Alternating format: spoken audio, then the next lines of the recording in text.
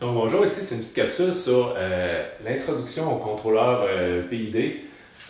On va d'abord introduire à c'est quoi le principe d'une boucle fermée, montrer un exemple de contrôleur simple on-off, linéaire, et ensuite introduire c'est quoi le contrôleur PID qui est la structure de base qui est utilisée dans une grande partie des contrôleurs industriels qui est capable de résoudre une bonne fraction des problèmes d'asservissement dans l'industrie. Donc, premièrement, on va se rappeler un peu de la structure d'un asservissement. Donc, quand on a un système à asservir, c'est un système sur lequel on a une action U qu'on contrôle. Donc ça peut être le couple dans un moteur, le courant dans un circuit électrique. Et ensuite, il y a un processus physique qui relie l'action qu'on prend sur notre système à la variable qu'on veut contrôler, qu'on va appeler la variable de sortie Y. Donc, on a vu dans l'autre capsule qu'une structure intéressante, c'est d'avoir un capteur qui est capable d'aller lire cette variable Y-là. Et la plupart des lois de commande ont la structure suivante. On va comparer la variable Y lue par notre capteur à une référence qui est la valeur qu'on veut que la variable Y prenne. Ça va nous générer une erreur qu'on va envoyer ici dans une loi de commande. Je vais appeler ça une fonction C qui calcule une action U à prendre en fonction de l'erreur E. Donc, ici, à droite, c'est le monde physique. Donc ça, c'est ici, ça c'est l'actionneur qui relie ce que mon ordinateur veut faire à mon processus physique. Et le chemin inverse, qu'est-ce qui relie le monde physique à l'ordinateur? C'est ici le capteur qui va mesurer une variable que je veux asservir dans mon système. Donc, et ici, ça, ce bloc-là, c'est la loi de commande qu'on va appeler. Et comme je l'ai expliqué au début, ici, ce qui relie U à Y, c'est le processus physique. Typiquement, ça serait des équations différentielles. Il y a une dynamique dans le processus qu'on veut contrôler. Donc, avec cette structure-là, l'approche la plus simple,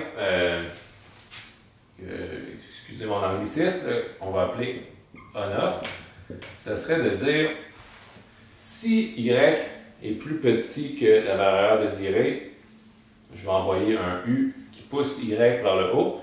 Et si Y est trop haut, je vais envoyer un U qui pousse Y vers le bas. On peut penser à un thermostat pour réguler la température d'une pièce.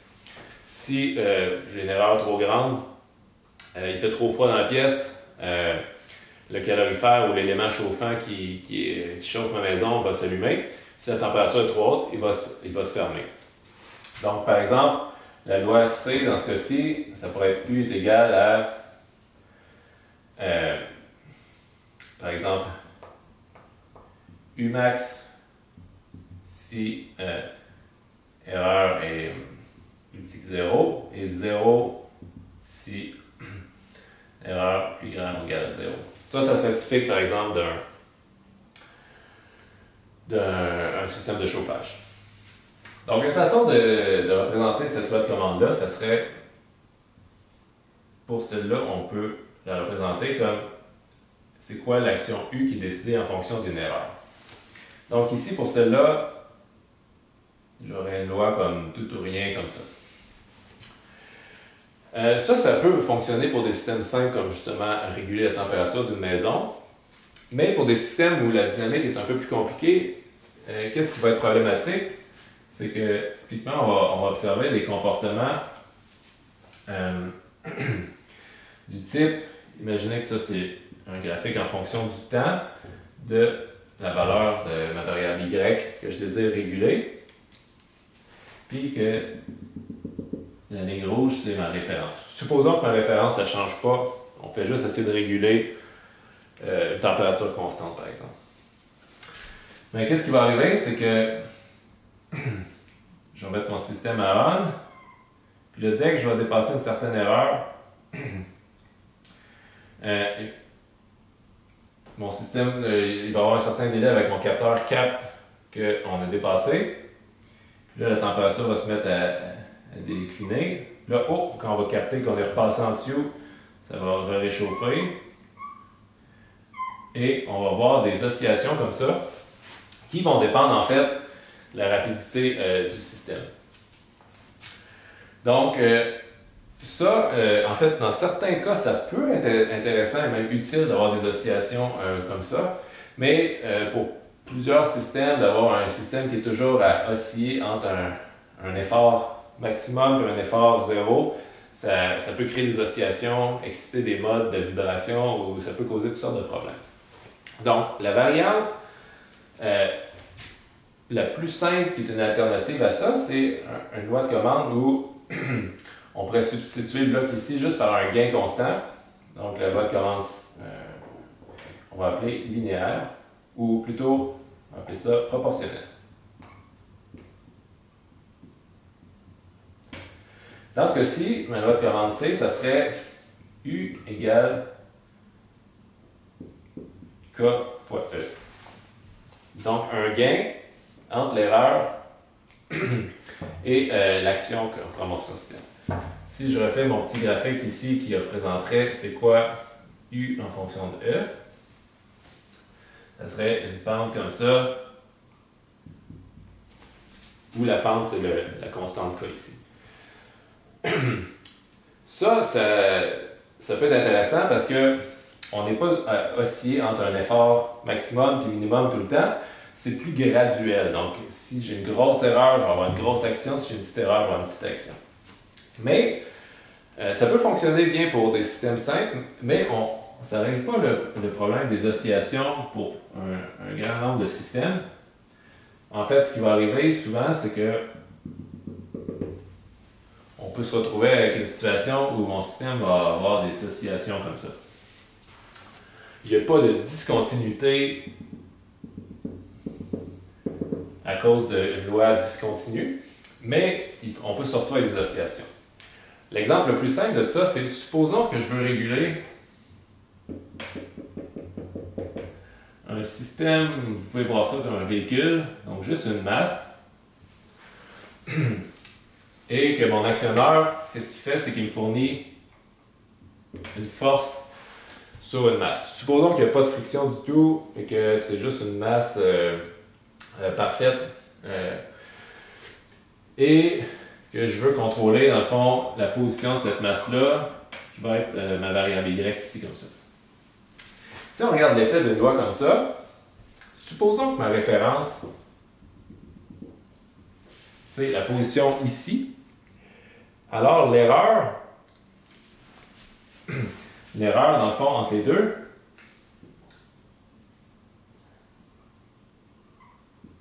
ça va être cette distance-là, la distance entre où est ma masse actuellement et où je veux qu'elle se trouve. Et ici, on voit que ma loi de commande fait que ce que je vais demander à l'actionneur, qui est une force ici, ça va être proportionnel à la distance entre ma cible et où je me trouve actuellement. Quel élément mécanique on peut se rappeler qui a exactement ce comportement-là, d'avoir une force proportionnelle à une distance, un ressort. Donc, en fait, pour cet exemple-là, d'avoir une loi proportionnelle comme ça, c'est l'équivalent d'avoir un ressort virtuel qui tire le véhicule ou la masse ici vers la référence qui est la position sur laquelle on veut se retrouver. Et qu'est-ce qui se passe si on n'a aucune dissipation dans un système comme ça? On a juste masse, ressort. Ça va osciller à l'infini.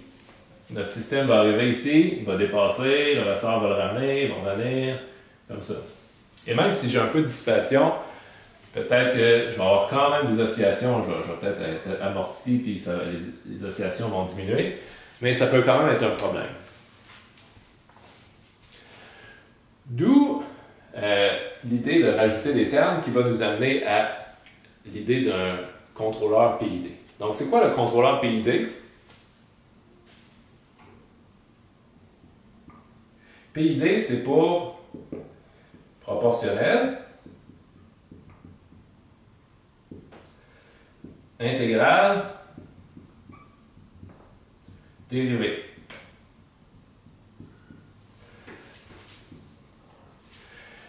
Donc, pour commencer, je vais juste vous écrire la fonction. Qu'est-ce que c'est la fonction d'un C dans le cas où j'aurais un PID ici dans mon bloc? On aurait que l'action U serait égale à un gain fois l'erreur, comme j'avais ici. Je vais l'appeler P pour le distinguer des autres gains que je vais avoir à utiliser ici. Plus, on va avoir un...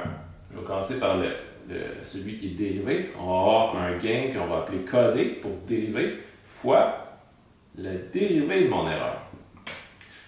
Et un effet intégral qui va être un gain que je vais appeler KI pour intégral fois l'intégrale de mon erreur dans le temps. Pourquoi on ajoute ces termes-là et quel effet intéressant ils peuvent amener?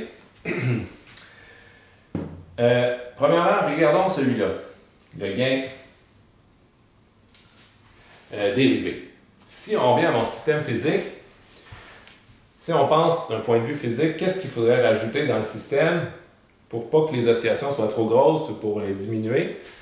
Ça serait de rajouter, ce qu'on va souvent illustrer comme ça, un élément amortisseur. Qu'est-ce que fait un amortisseur? C'est qu'il va agir en fonction de la vitesse. Il va avoir une force qui s'oppose à la vitesse de mon système. Et c'est ça que ce terme fait là, ici. Donc, par exemple, si ma masse arrive à toute vitesse, donc supposons que ma masse est rendue juste ici, juste avant d'être sur la référence, mais qu'elle a une super grosse vitesse, si j'aurais juste un terme proportionnel, mon ressort me tire par là quand même si je sais que c'est sûr que je vais dépasser parce que j'ai beaucoup de momentum. Alors, un effet dérivé comme ça, ça va faire que si j'ai beaucoup de vitesse, je vais avoir une force qui va s'opposer à ma vitesse. Donc, ce qui va créer de l'amortissement comme ça. Et un autre point de vue de voir cet effet-là, c'est commencer par illustrer un petit graphique ici, qui pourrait représenter un comportement de PID. Donc, ça, c'est encore un graphique comme ceux-là. J'aurais Y en fonction du temps et une référence ici. Donc, supposons que ma courbe a fait quelque chose comme ça. Et là, je suis rendu ici, puis je veux savoir quelle action prendre. Ben, si on regarde ici, le gain proportionnel, lui, la seule information qu'il utilise, c'est cette distance-là. Je vais mettre en noir ici. Il n'utilise rien d'autre d'information de la situation. Lui, qu'est-ce qui fait ce terme-là? C'est qu'il utilise l'information de la pente ici.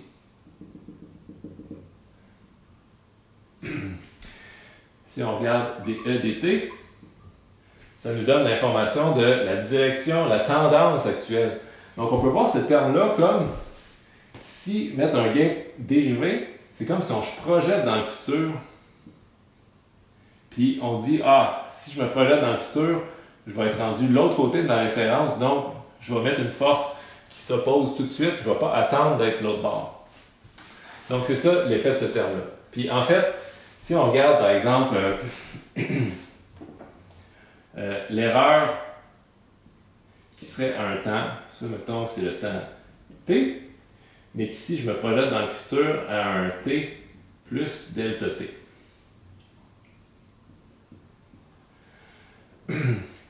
On pourrait dire que ça c'est à peu près, si on fait une expansion de Taylor d'ordre 1, que ça c'est l'erreur au temps t plus la dérivée de E par dt fois delta t. Donc, si je ferais un gain proportionnel fois l'erreur que je prédis qui va être delta t plus tard, on ferait un gain k fois ces deux termes-là. Qu'est-ce que je me retrouve? Je vais avoir k fois E de t plus k fois delta t dE dt. Fait une autre façon d'interpréter le gain KD, c'est vous pouvez voir ça comme c'est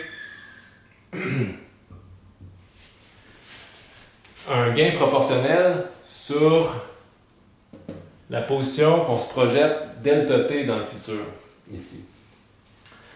Donc, si on décompose les actions ici, le gain proportionnel, il fait juste une correction en fonction de l'instant présent. L'effet dérivé, il se projette dans le futur, il fait une correction en fait en fonction de où on se projette un delta t plus loin dans le futur.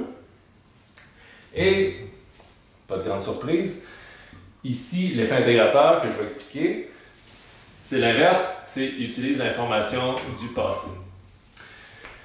Donc, juste si je reviens à mon exemple de masse ressort amortisseur ici, on a vu qu'une masse avec juste un proportionnel, c'est comme une masse avec ressort qui aurait des oscillations.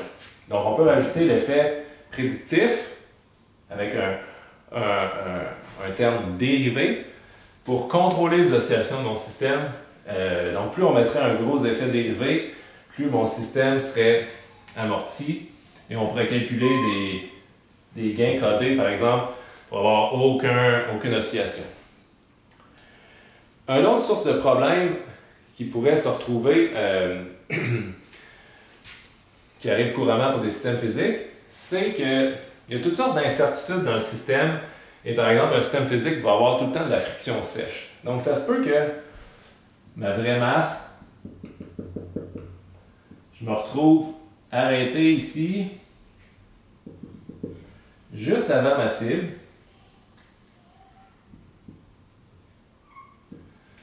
Mon contrôleur avec du copé et du codé, il a fait un bon travail, il m'a amené très proche, mais ici, je me retrouve à un point où la force qui est copée fois mon erreur est équilibrée par exemple, une force de friction sèche.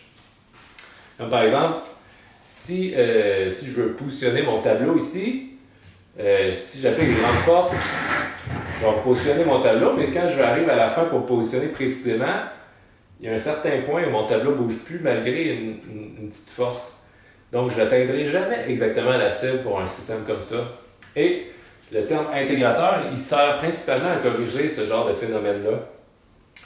Parce que, c'est quoi le principe général de ce terme-là? C'est que lui, ce qu'il va faire, c'est qu'il voit qu'il y a une erreur qui reste là dans le temps, puis qu'il ne se passe pas rien. Donc, si par exemple, ça fait 2 minutes que je pousse sur mon tableau, puis j'ai encore une petite erreur, bien, intelligemment, on pourrait se dire, bon, ben, je vais pousser un peu plus fort pour battre la friction. Et c'est exactement ça que ce terme mathématique-là fait. On va avoir une action en fonction de l'intégrale de l'erreur. Donc, on peut voir ça comme l'air sur la courbe ici. Si, pendant une longue période, j'ai une certaine erreur qui s'accumule, ben, mon contrôleur va pousser un peu plus fort parce qu'il se dit, voyons, ça fait longtemps que j'applique une force, mais j'atteins toujours pas ma cible, fait que je vais pousser un peu plus fort. Donc, c'est l'idée générale. Il y a moyen de voir ça avec des équations mathématiques. Principalement, on va pouvoir que ce terme-là rend le contrôleur plus robuste. Donc, le contrôleur va avoir une meilleure performance malgré l'incertitude ou des différentes sortes de perturbations dans le système. On va voir ça dans les prochaines capsules. Mais l'idée générale, sans rentrer dans les mathématiques, c'est que notre contrôleur PID, une action proportionnelle qui fait la grosse partie de la job. On peut rajouter un terme où on fait une correction en fonction dont on se projette un peu dans le futur, qui sert principalement à arrêter de forcer vers la cible quand on arrive à toute vitesse proche de la cible et éviter des oscillations. Puis on a un terme intégrateur qui nous empêche d'être bloqué proche de la cible et de rester là pour toujours. Par exemple, si j'ai de la friction sèche ou une autre force qui bloque mon système comme ça. Ça va nous amener à avoir comme aucune erreur finale. On va le voir d'un point de vue plus mathématique dans les prochaines capsules. Donc voilà, c'était l'introduction au contrôleur de base, principalement le contrôleur PID. On va voir dans les prochaines capsules le PID d'un point de vue mathématique, d'un point de vue fréquentiel, puis d'un point de vue code, comment implémenter un contrôleur PID ici. Donc voilà.